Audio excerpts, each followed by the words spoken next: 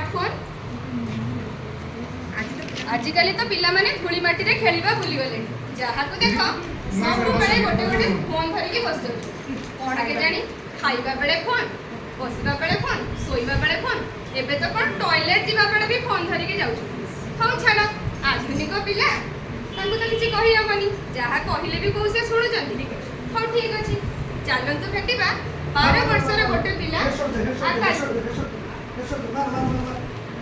देखो तो बंधुगण ये होछि आकाश तार सब बेले मोबाइल ले काम कोन जे केले से मोबाइल ले करू थाए बुझला से निज को मने मने भाबुजी डिजिटल जगत रे राजा तो जानि पारनी से होछि मोबाइल दासी हो ठीक अछि आपण माने एबे देखंतु आकाश रो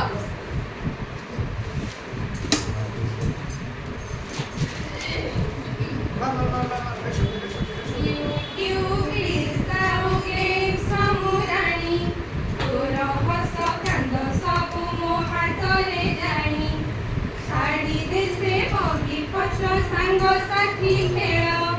मो संगरे बिताए बे सबु तक बेल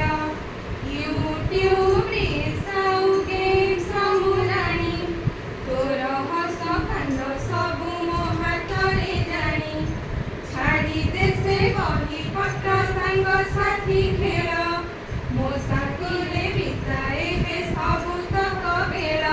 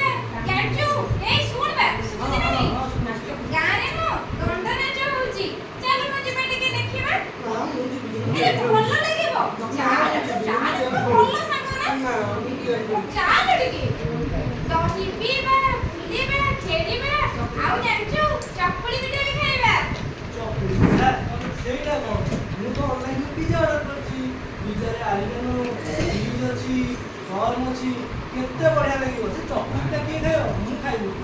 अरे बोका तू जानिनु चकुड़ी पिठा रे ओडिसा रो बासना अछि ओडिया संस्कृति अछि आ जानिछु ए सुन रे बे जमा सुन आ कोन अछि आउरी बहुत किछि अछि आ तोर जो कोन से बुझु कोन से पिज्जा पिज्जा ना पिज्जा कोन से पाउरुटी से कोन परिवार रे कोना मुबी जानि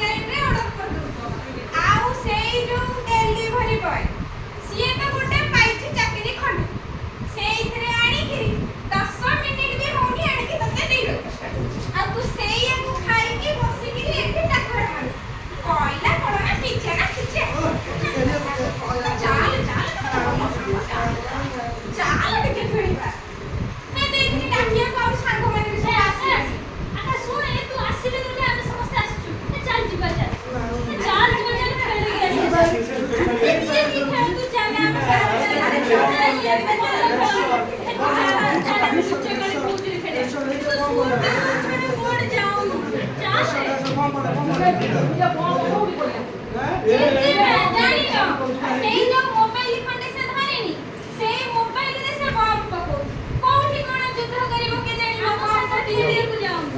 ଧନ ଖେଳୁଛି। ଶୁଣ ବାବା କଥା ଟିକେ ଶୁଣ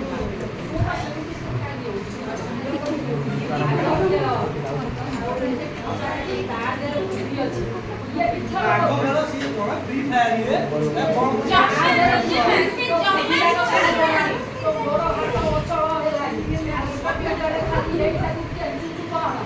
ପାଣି ଦେଖେଇଛି ତ ସେଇଆକୁ ଖାଲି ସବୁବେଳେ କେଚି କେଚି ସବୁ ଯାକ ଗୋଡ଼ ହାତ ଶୁଣୁଛି କଣ ସେଟା କିଛି ଶୁଣିବାକୁ ପାଏ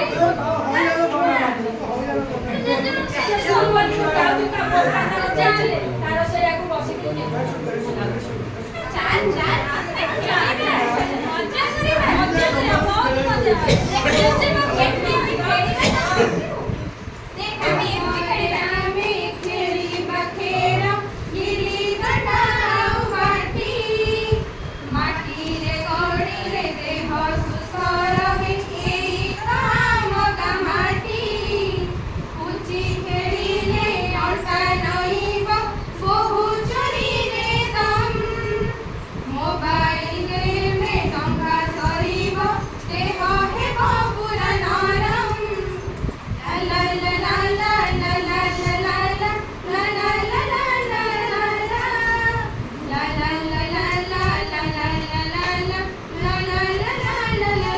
ସବୁବେଳେ ଆସି ପ୍ରକାର ହଇରାଣ କରୁଛି କେତେବେଳେ ଖେଳି ଦଉଛି ଏ ଶାଗ ଗୁଡ଼ା ବି ପଳେଇଛନ୍ତି ଏଥର ଦୁଆର ଦେଇ ଖେଳିବି ଆଉ କାହାକୁ ଘର ଭିତରେ ରଖିବି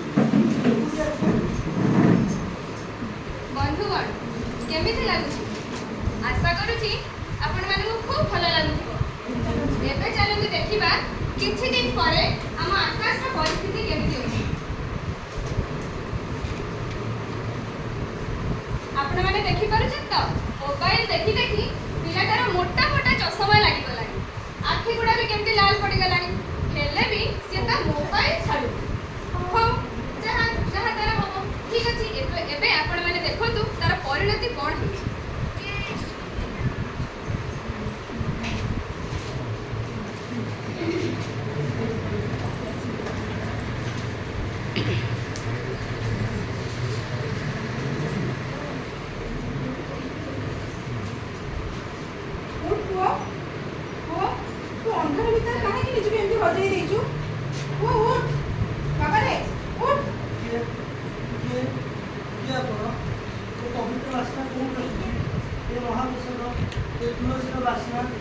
ଅପରାହ୍ନରେ ବର୍ଷା ହେଲା ପରେ ଯେମିତି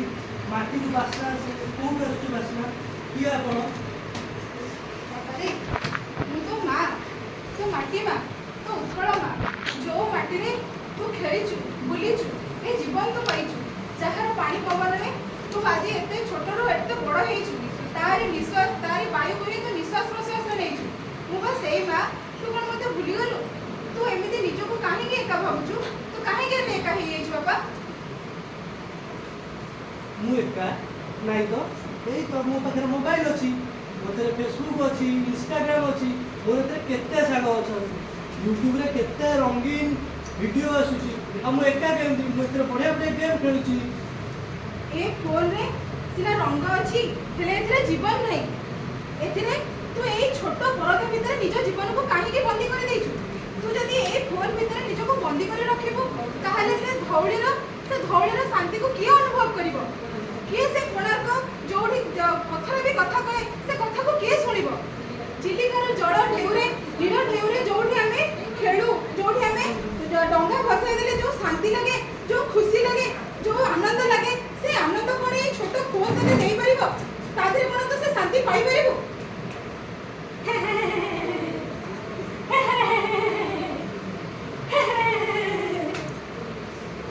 ଆରେ ଆକାଶ ତୁ କାହା କଥା ଶୁଣୁଛୁ ଆରେ କଥା ଏଇ ସେଇ ଅସିଆ କାଳର ବସିଆ ଲୋକଙ୍କ କଥା ଶୁଣୁଛୁ ତୁ ତା କଥା ଜମା ଶୁଣୁନା ସେ ସେଇ ପୁରୁଣା କଥା ହିଁ ତତେ କହିବେ ଏବେ ହେଲେ ଆଗକୁ ବଢ଼ିପାରିବେ ନାହିଁ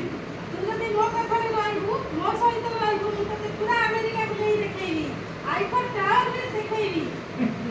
ଆଉ ତୁ ଯଦି ମୋ କଥାରେ ରହିବୁ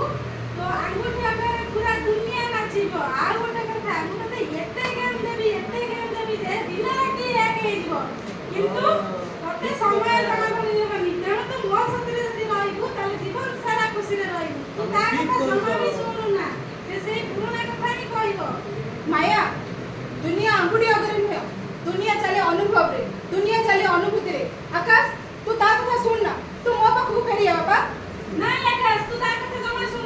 ନଥାକିଲେ କହ ତୁ ମୋ ପାଖକୁ ଫେରି ଆସ ଆକାଶ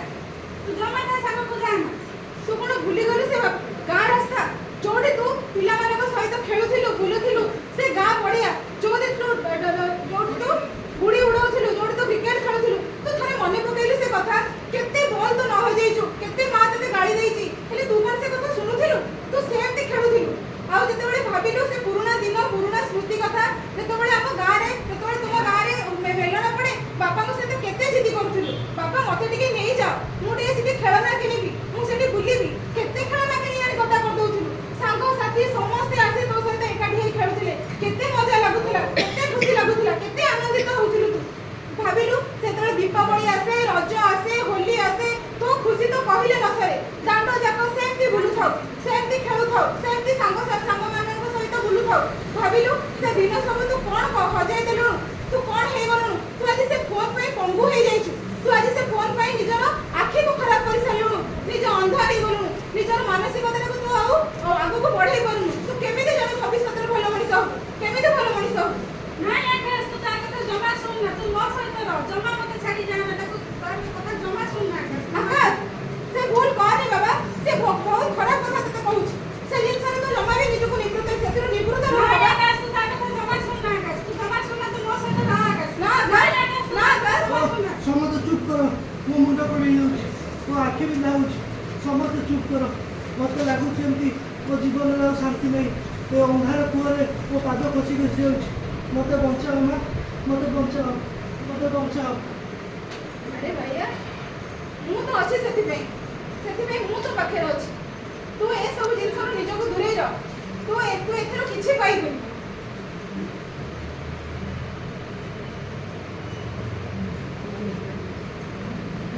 ମୋତେ ବଞ୍ଚାଅ ମା ମୋତେ ବଞ୍ଚାଅ এই মাটি এই মাতৃভূমি ହିଁ ହେଉଛି ଆମର ପରିଚୟ ଏ ଆମକୁ ମୌଳିକତା ଦିଏ ଏଇ ଓଡ଼ିଶାର ପର୍ବପର୍ବାଣୀ ରୀତିରେ ହିଁ ଆମର ପରିଚୟ ଯାହା ଆମକୁ ଆଜି ସାରା ବିଶ୍ୱରେ ବିଖ୍ୟାତ କରିଛି ତୁ ଯଦି ସେଇ ଜିନିଷକୁ ଭୁଲିଯିବୁ ସେ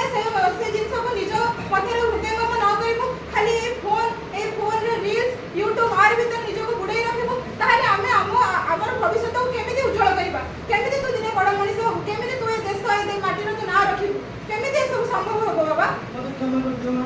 ମୋତେ କ୍ଷମା କରିଦିଅ ମୁଁ ଏ ମୋବାଇଲ ମାୟାରେ ବସି ମୁଁ ସବୁ ସାଙ୍ଗସାଥି ମୋର ପରମ୍ପରା ମୁଁ ଭୁଲି ଯାଇଥିଲି ମା ମୁଁ ପୁରା ଏକୁଟିଆ ହେଇକି ମୋତେ କ୍ଷମା କରିଦିଅ ଆଜି ମୁଁ ଶପଥ ନେଉଛି ଏବଂ ଆପଣମାନେ ମଧ୍ୟ ଶପଥ ନିଅନ୍ତୁ ଆମେ ଖେଳିବା ପଢ଼ିବା ଏବଂ ସାଙ୍ଗସାଥିମାନଙ୍କ ସହିତ ମଜା ମଧ୍ୟ କରିବା ଆମର ପରମ୍ପରା ଆମର ସଂସ୍କୃତିକୁ ଆମେ ସମସ୍ତେ ଆପଣାଇ ନେବା ଏବଂ ଏ ମୋବାଇଲ ଠାରୁ ଦୂରରେ ରହିବା